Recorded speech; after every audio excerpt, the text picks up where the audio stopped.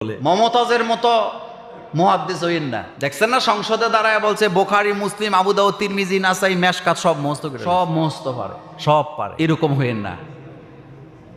খবরদার, কোন নারীদেরকে টকশোতে বসে ওই টকশো দেখার আমাদের কোনো দরকার।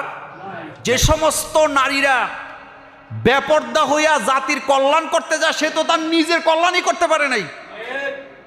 সে আপনার কল্যাণ করবে কিভাবে? যেই নারীরা টকশোতে বসে গলাবাজি করে, আওয়াজ দিয়ে কথা বলে, তারা জাতির জন্য কলঙ্ক। সে তো তার নিজের হেফাজত করতে পারে না, আরেকজনকে হেফাজত করবো কেমনি? আপনার স্ত্রী বেপর্দা চলে, আপনি দায়ুস। আপনার মেয়ে বেপর্দা চলে, আপনি দায়ুস।